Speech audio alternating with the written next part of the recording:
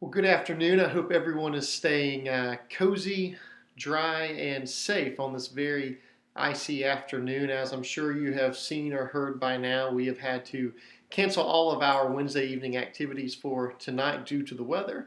So I thought that maybe I would just take the opportunity to send out yet another edition of Hester TV or whatever it is that we've been doing with these little videos. I found it to be a great way to connect and kind of come together when we can't be together in body. And a surprise doing these things has been that it's allowed me to connect with some of our people, maybe our non-resident members or college students or those who grew up at Hester and are away these days, to kind of keep them in the loop with what we're doing. And the feedback has been great. And so I'm hoping to do more of these things into the future. I thought that maybe we could do a few announcements before we dig into what I was hoping that we would be able to talk about tonight before we had to cancel our services. A few announcements. Of course, this weekend, the Breakfast Club Sunday School class of young adults will be going to Boone, North Carolina for their annual ski retreat. So please be in prayer for us as we travel from Oxford to Boone, North Carolina, where tomorrow the high is going to be -1 degrees. That's right, the high temperature for tomorrow in Boone is -1. The low is -13 by some reports. Some people say as low as -15. So please be in prayer for us as we travel to the mountains. Pray that the young adults are renewed, that their faith is renewed, that God draws us closer together as a group. And again, most importantly, just pray for our safety. I will be there with them, but filling in for me this Sunday will be Ashley Mangrum. She is the Baptist campus minister at UNC Chapel Hill. She is a phenomenal young Baptist minister. She's a very gifted preacher, and she and I were talking the other day, and with recent budget cuts on the state and national level, we realized that she is the only full-time Baptist campus minister in the Triangle. So of the three big schools of NC State, UNC, and Duke, she is the only full-time Baptist minister representing almost 100,000 students, representing Baptists to almost 100,000 students. So I know that you'll enjoy hearing from her, especially you UNC fans, as she is your campus minister down there at Chapel Hill and working to do things with other campuses as well. The Flat River Baptist Association's WMU banquet will still be on at Hester this Sunday afternoon. All of our young adults from the Susan Corbett Circle will be back in time for that. Any issues we were having with our facilities have been resolved, so I hope you ladies will look forward and come out to that event and maybe bring a friend. It's a great way to learn more about what the WMU at Hester and across our association is up to. Sports update. This is the best part about these videos. You get to hear the Alex sports update, so I don't have to waste your time on Sunday morning with it.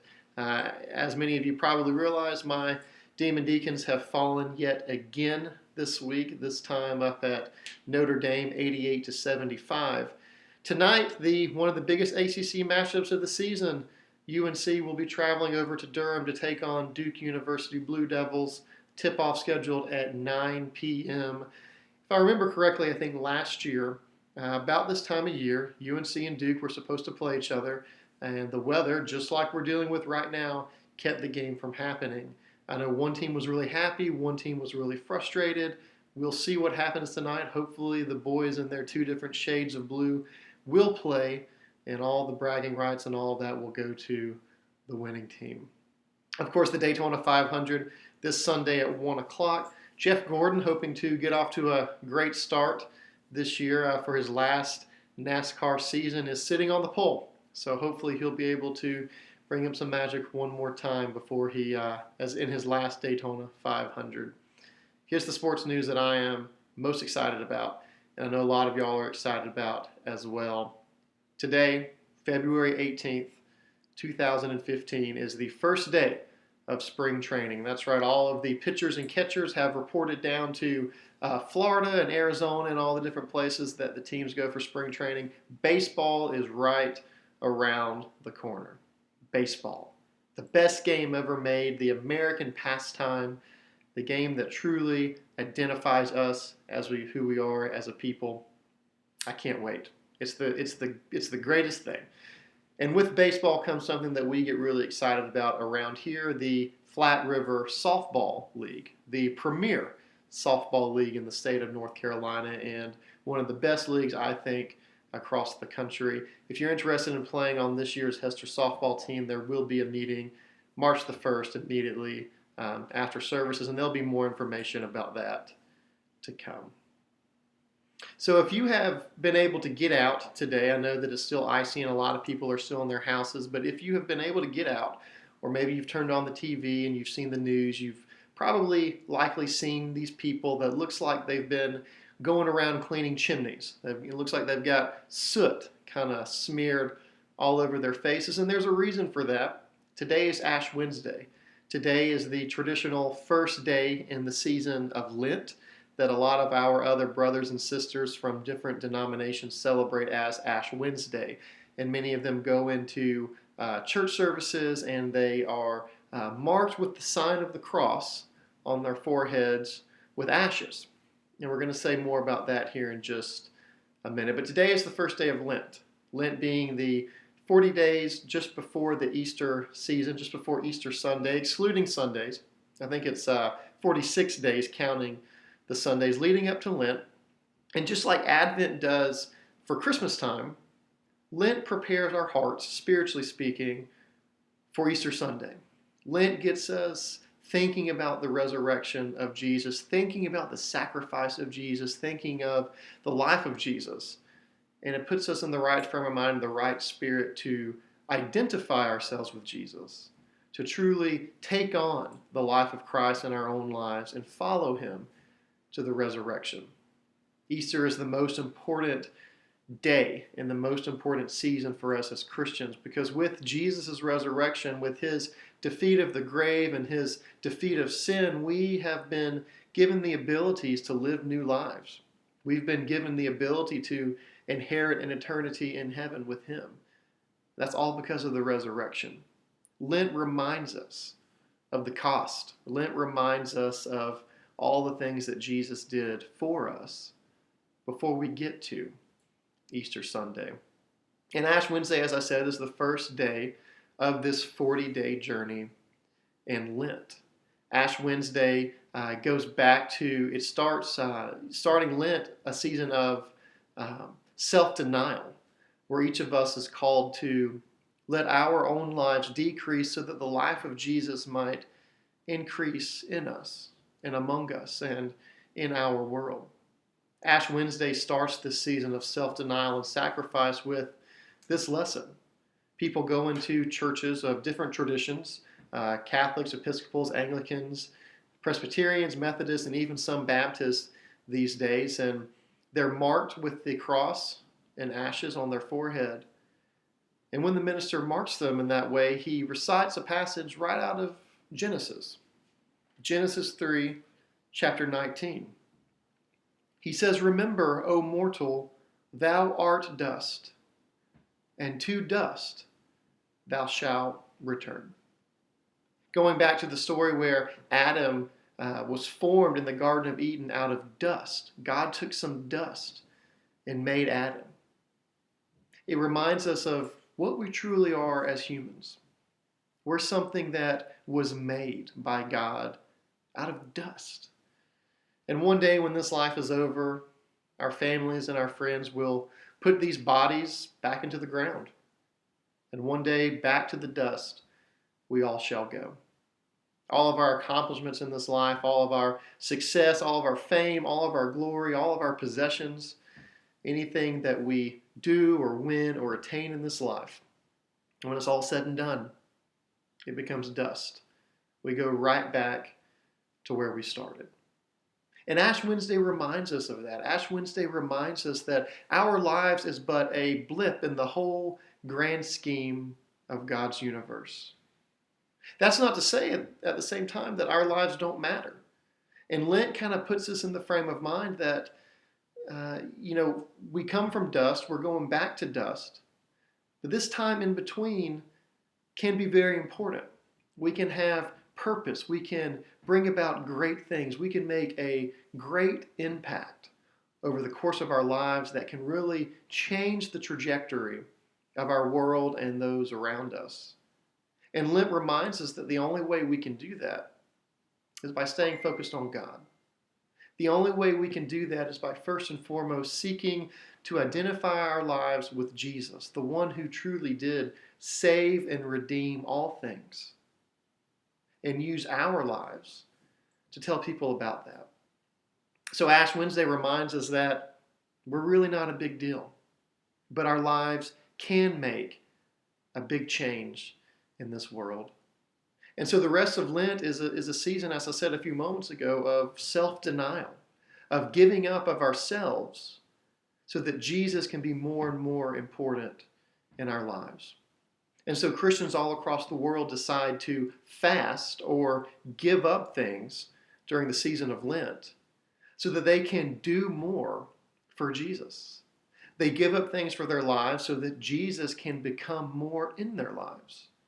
They fast from things that maybe aren't bad things, but are just things that they don't need in order to spend more time and energy and more focus on the things in life that they need the most, which is the presence of Jesus in their lives.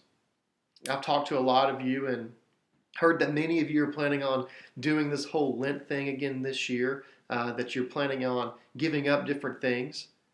And I've heard some of you even share that you're planning on adding to it. And that's the whole point.